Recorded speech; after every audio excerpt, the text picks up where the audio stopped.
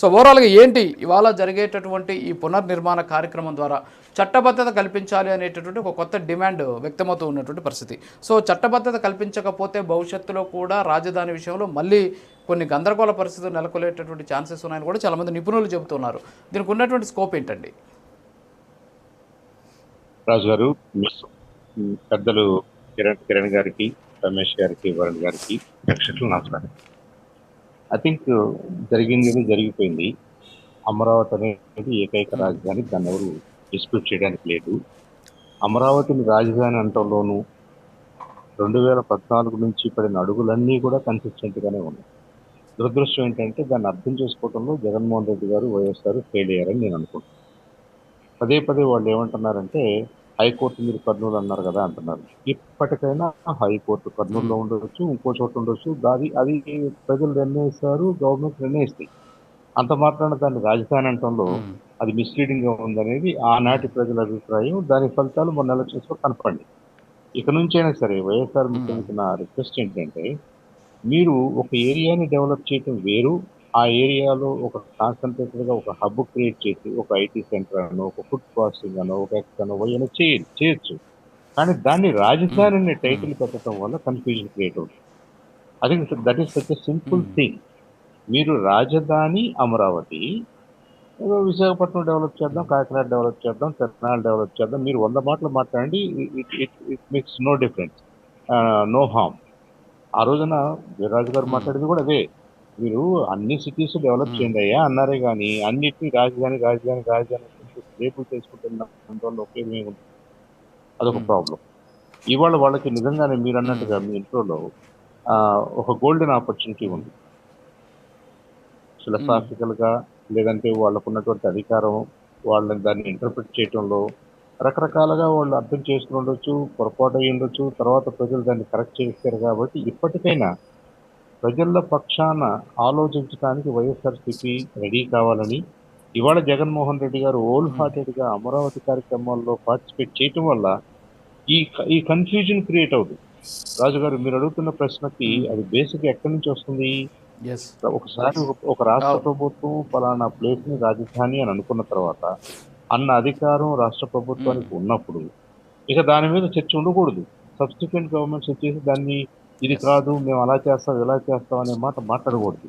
ఆ రోజున జగన్మోహన్ రెడ్డి గారు దురదృష్టవశాత్తు ఆ మాట అన్నారు కాబట్టి మళ్ళీ అలాంటి మాట ఫ్యూచర్లో ఎప్పుడైనా ఒక్కో 10 ఏళ్లకు 20 ఏళ్లకు 30 ఏళ్లకు ఈ సిటీ అంతా రెడీ అయిన తర్వాత ఇంకొక ఆయన ఎవరో వచ్చి ఇది కాదు నేను ఇంకో చోట ఎక్కడో రాజధాని పెడతానంటే తుగ్లక్ వ్యవహారంలాగా ఉంటుంది. దానికి ఇంకొద్దిగా ఇంకేదన్నా చట్టబద్ధత కావాలని కొంతమంది కోరుకుంటున్నారు. నిజంగా ఒక రాష్ట్ర ప్రభుత్వం తీసుకున్న నిర్ణయం, రాష్ట్ర ప్రభుత్వం కేంద్ర ప్రభుత్వాలు కలిసి డెవలప్ చేసిన సిటీ మీద ఇలాంటి కన్ఫ్యూజన్ రాకూడదు. ఇలాంటి కన్ఫ్యూజన్ కారణం జగన్మోహన్ రెడ్డి గారు. ఇవాళ ఆయన వెళ్ళి మనస్ఫూర్తిగా అక్కడ పార్టిసిపేట్ చేసి నేను I am with this government, I am with this decision, Amaravati is the centre, నేను గతంలో నా అండర్స్టాండింగ్ వేరు, నేను పొరపాటు పడ్డానంటలో ఎలాంటి తప్పు లేదు, ప్రజలు కూడా ఆయన్ని అర్థం చేసుకోగలరు. I think in that sense it's golden opportunity for YSRCP.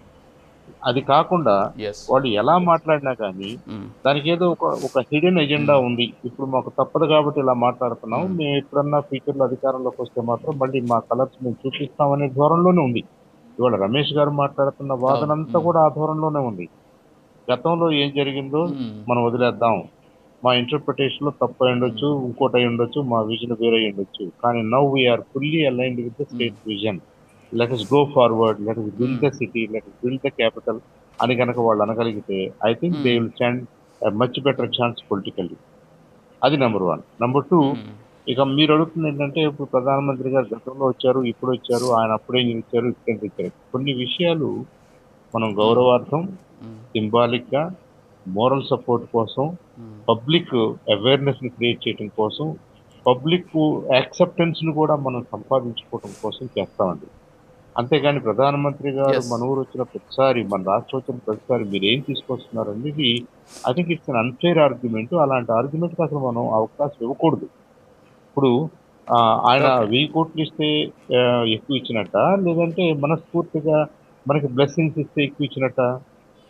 ఒక ప్రధానమంత్రి గారు నేను అమరావతికి కట్టుబడి ఉన్నాను అనే మాట ఎక్కువ ఇంపార్టెంటా, లేదు ఆయన ఒక 1000 కోట్లు 2000 కోట్లు వచ్చి అనౌన్స్ చేసి ఇక్కడ మీకు ఇచ్చామంటే ఎక్కువ ఇంపార్టెంటా? ఐ థింక్ మనం మాట్లాడేటప్పుడు కూడా చాలా జాగ్రత్తగా గతంలో ఏమి ఇచ్చారు, ఇప్పుడు ఏమి ఇవ్వబోతున్నారు అనే ఆర్గ్యుమెంట్ అది షార్ట్ సైటెడ్ గా ఉంటుంది అనేది నా అభిప్రాయం. అలా మాట్లాడొద్దు. I think okay. As the head of the government, union government కి హెడ్ గా ఆయన ఇక్కడికి రావటం, మన అమరావతిని బ్లెస్ చేయటం, మీతో పాటు మేము ఉన్నాము, దీనికి ఏం అవసరమైతే అది చేద్దామని చెప్పగలగటం, సెంట్రల్ గవర్నమెంట్ ఇవ్వాల్సినటువంటి ఓకే. ప్రాజెక్ట్స్ ని శాంక్షన్ చేయటం, జరుగుతున్న ప్రాజెక్ట్ కి ఆన్గోయింగ్ ప్రాజెక్ట్ కి సపోర్ట్ చేస్తూ పూర్తయిన వాటిని జాతికి అంకితం చేయటం, ఇవన్నీ కూడా ఏంటంటే ప్రోటోకాల్లో భాగం, సాంప్రదాయాల్లో భాగం, మనకి గౌరవం, మన రాష్ట్రానికి గౌరవం. మనం అంతా కూడా ఒక సేఫ్ హ్యాండ్స్ లో ఉన్నాము, మనమందరం కూడా కలిసే ఉన్నాము, రాష్ట్ర ప్రభుత్వం కేంద్ర ప్రభుత్వాలు వేరు కాదు, ఈ డెసిషన్స్ అందరూ కలిసే తీసుకుంటున్నారనే ఒక క్లారిటీ కోసమే మనం ఈ కార్యక్రమాలు చేస్తాం. అంతేగాని ఎస్, ఎవరో గౌరవార్థం. అన్నట్టుగా చేయాలి మళ్ళీ మళ్ళీ ఇవన్నీ ఏంటంటే అర్ధరహితమైనటువంటి చిన్న పిల్లల కామిక్ కామిక్ స్టేట్మెంట్స్ అవి.